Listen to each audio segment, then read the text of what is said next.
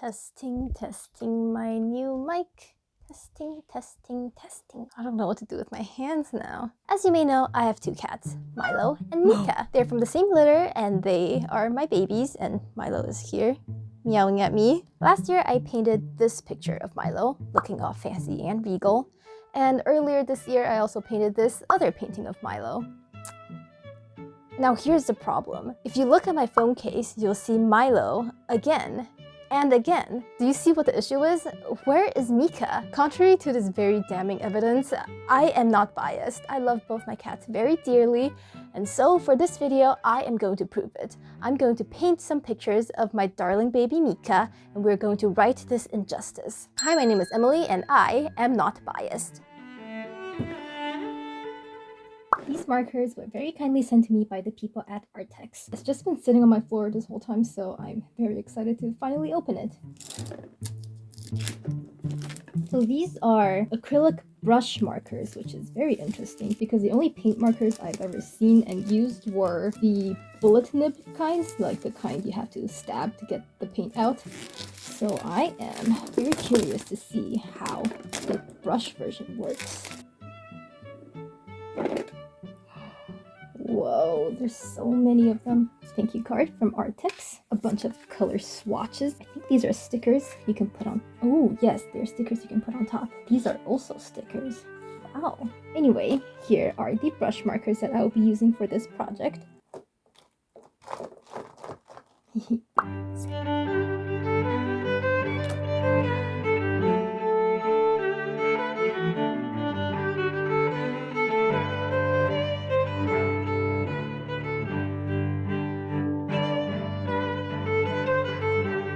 So I think these markers are already lined up in the same configuration as these stickers, so we can probably just slap those on real quick. Oh man, I put on the wrong one. Ta-da! Alright, let's get to stickering the rest of them. The only thing that's making this very hard is how wobbly all the pens are, but otherwise, I hope this is satisfying content for you all.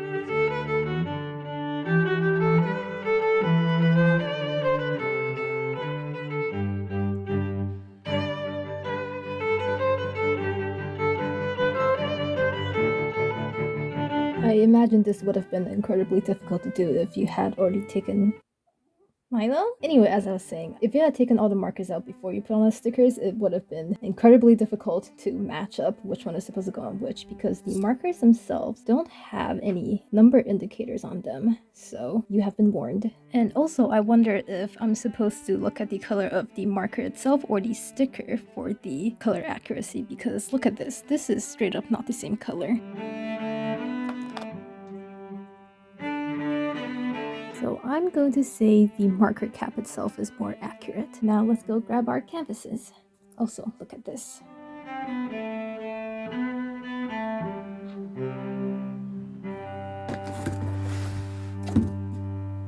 My sister gave me this huge box of MDF offcuts in a variety of sizes, and I think these will be perfect for what I have in mind. Now, because trying out a new medium is always very nerve-wracking, I'm going to start off with a concept that is very easy and simple and that I wouldn't be too sad about if I mess up. Oh yeah, this is definitely very not nerve-wracking at all. Let's go for a cute clown like this vintage musical porcelain clown that you can get for $20 on eBay. Okay, do we think we can paint Mika like this? I guess we're about to find out.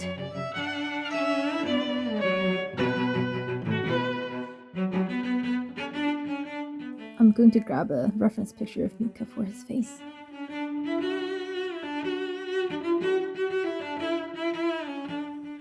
All hail clown Mika. Oh yeah, this one's perfect.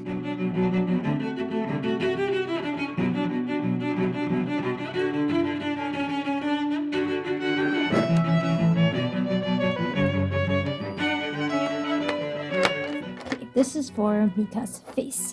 Oh, I'm scared.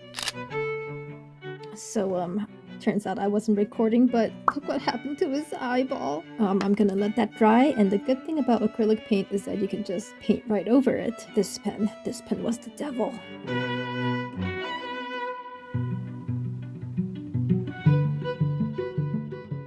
I was hoping there's another darker gray, but I don't see one.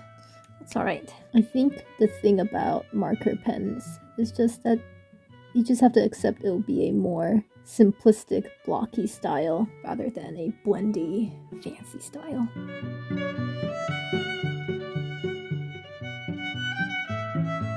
By the way, I know that I should probably prime this MDF first, but I just wanted to test out the capabilities of this marker pen because in its description it did say that it should be able to paint over wood. I mean, obviously MDF is like cosplaying as wood, but you know, I just wanted to test it out.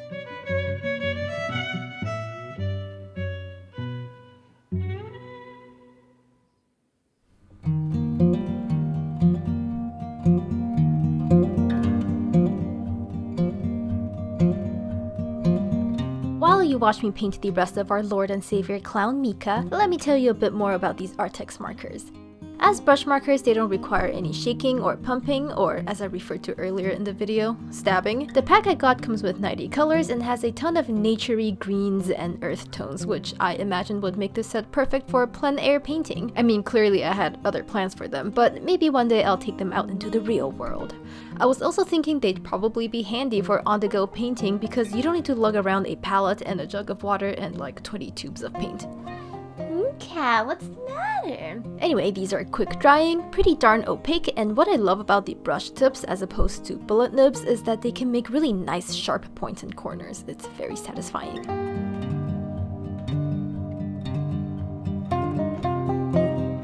This 90 marker pack retails for about $96 Canadian, so that comes out to about $8 per marker. You can find this set as well as a ton of others in the links down below. Once again, thank you to Artex for sending these markers.